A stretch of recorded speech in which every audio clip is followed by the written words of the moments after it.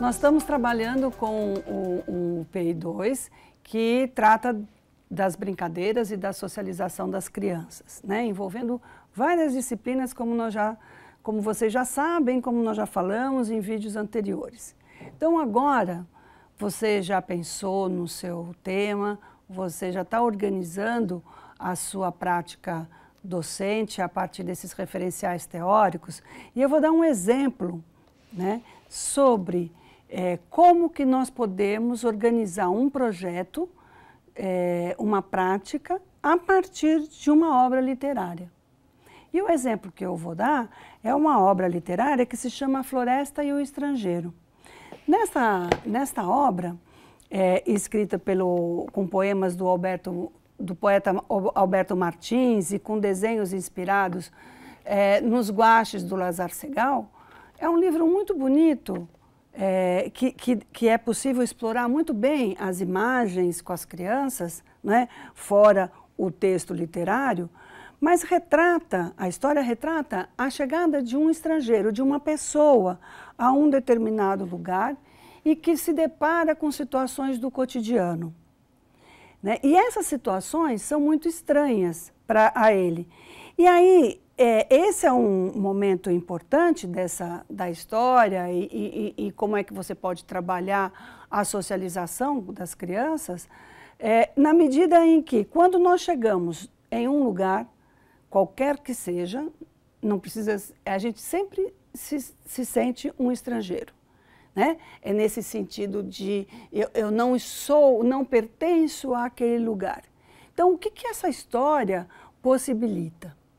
Ela possibilita não só trabalharmos com a leitura e a escrita, não é? Mas também com o sentido da história, que permite ampliar a imaginação e refletir sobre o motivo de alguém se sentir estrangeiro quando se chega. Então, imagina que as crianças estão chegando na escola pela primeira vez, ou que ela mudou de escola, ou que ela está indo para uma sala de aula com outros colegas, porque teve que fazer alteração na gestão da escola, e como é que ela se sente nesse processo. Então, é mais ou menos como se sente uma pessoa que vem de um país e está morando, chega num país estranho e que tem que se adaptar aos costumes, não é? Daquele lugar e enfrentar o cotidiano daquela cidade, daquele lugar. Enfim, então, quem é o estrangeiro? O que é uma cidade ou o que é uma floresta? O que você imagina que tem por trás dessa história? Então, o primeiro momento de sensibilização da história é quando a gente começa a montar um roteiro para uma prática docente. Eu tenho sempre que começar, como que eu inicio? Como é que eu chamo a atenção da criança para aquele texto, para aquela história? E depois, qual é a etapa da leitura? Que tipo de leitura compartilhada que eu vou fazer? E aí vai depender da série que eu estou trabalhando. Como que eu organizo o trabalho interdisciplinar de maneira que eu consiga não sobrepor as disciplinas, mas que eu integre as disciplinas a partir de um conceito, né, que pode ser, por exemplo, o conceito de identidade.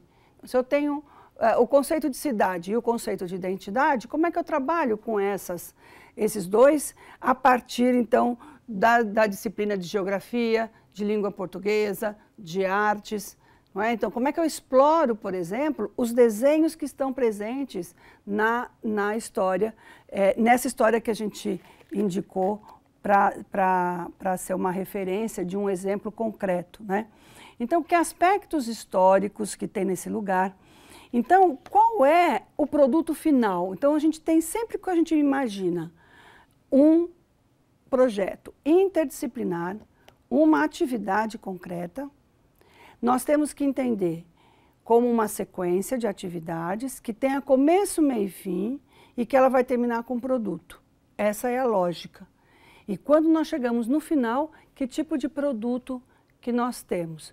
No caso de trabalhar com histórias infantis, ou essa história, nós definimos que pode ser o quê? uma releitura da história a partir da vivência deles, ou um desenho a partir também das experiências que as crianças têm.